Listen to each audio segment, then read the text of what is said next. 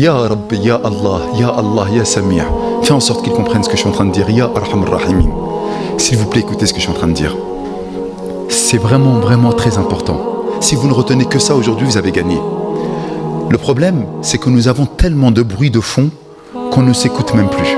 On ne prend même plus du temps à rester seul.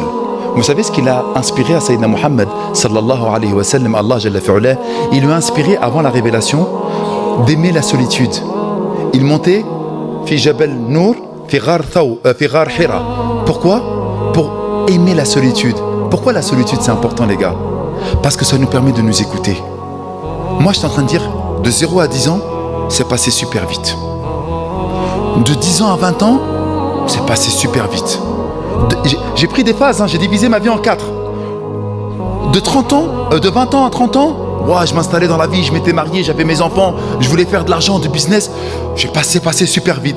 Et là, je me retrouve, subhanallah, dans la quarantaine. Et je dis, mais attends, mais qu'est-ce qui s'est passé? J'ai pas vu le temps passer. Et là, je suis en train de réfléchir, je me dis, je suis à la moitié, là. Bientôt la cinquantaine, ensuite 50, 60, ensuite 60, 70. Et qu'est-ce qui me reste? Lorsque tu coupes comme ça en 10, tu fais, oh là là, oh, calme-toi. Je commence à voir les poils blancs, je commence à voir mes poils blancs ici. Je dis, oh, qu'est-ce qui se passe? Lorsque tu découpes ta vie, pareil. T'as quel âge? Tu m'as dit 16 ans. Tu divises par 4. Ça fait combien par 4? 4. T'es d'accord avec moi? T'as vu les 4 premières années? T'as eu 4 ans. Ensuite de 4 à 8 ans. Ensuite de 8 ans à 12. Et là, rappelle-toi le Covid de 12 à 16. C'est passé vite ou c'est pas passé vite? Subhanallah, c'est un enfant qui le dit. Wallahi al-Adim, j'ai parlé à mon père. J'étais avec lui en Tunisie, hafidahullah ta'ala. Et lorsque je parle, j'ai mal au cœur parce que je sais que voilà, ça il va partir comme nous tous nous allons partir. On était comme ça, j'étais tout seul et lui était avec moi dans la maison. Et je le regarde, je le vois comme ça, tu vois, avec ses cheveux blancs, etc. Il me fait, Baba, je lui dis, Baba, c'est comment la vie? Il me fait, ah, vous le dites, ça passe super vite. Il m'a raconté la première fois qu'il est arrivé en France, en 73. Parce qu'il avait les valises en carton là, c'était dur, c'était des valises, c'était des malles. Il a dit, j'ai marché de Gare de Lyon jusqu'à le quartier Belleville-Couronne là-bas, avec la valise, il regardait. Et je le voyais dans son regard. Ah mon Dieu. Et si vous voyez, et le regard, il a dit, waouh, ça c'est passé trop vite. Pourquoi c'est important ce que je suis en train de vous dire?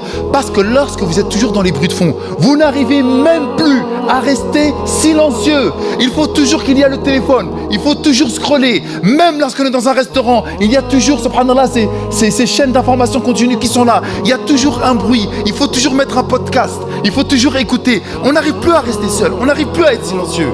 On n'arrive plus à se poser, à se dire, hey, c'est chaud. On n'arrive plus à être silencieux. Et lorsque tu n'es pas silencieux, tu ne vois pas en fait que le temps il passe. Tu ne vois pas que tu es en train de vieillir. Tu ne vois pas que les autres ils sont en train de partir. Tu ne vois pas que tu fais du mal aux autres. Tu ne vois pas toutes ces choses-là. Parce que le silence, ça va te permettre d'écouter quoi? Ton fort intérieur.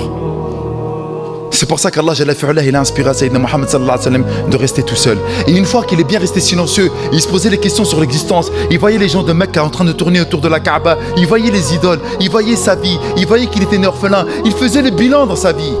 Et une fois qu'il a eu, masha'Allah, tabarakallah, cette sérénité, cette quiétude, cette tranquillité, il nous a envoyé Sayyidina Jibril avec quoi? La révélation.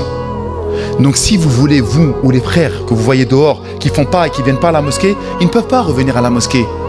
Parce qu'ils n'écoutent pas. Et c'est quand qu'ils vont écouter? C'est lorsqu'au moment où il y a la mort. Sa mère, elle est morte. Son pote, il s'est fait tirer dessus. D'ailleurs, je suis en train d'écouter ce qui est en train de se passer là, ici, là. Subhanallah.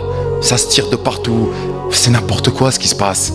C'est des musulmans encore. Vous vous rendez compte qu'il va tirer sur une personne, il va mourir. Il va mourir. C'est-à-dire, il avait 16 ans, il aurait pu vivre. Il est mort. Il est mort. Est-ce qu'il va écouter? Il n'entend plus. Par contre, est-ce qu'il y a une personne qui meurt autour de lui? Là, il va dire, mais attends, elle est où maman? Il est où mon frère? Il est où mon papa? Et là, lorsqu'on va venir lui parler, remarquez, il n'entend plus là le rappel, il écoute le rappel. Parce qu'il a envie de savoir où est son proche, où est la personne qu'il avait tant aimée. C'est comment elle a été récupérée son âme. Qu'est-ce qui va se passer pour lui dans la tombe?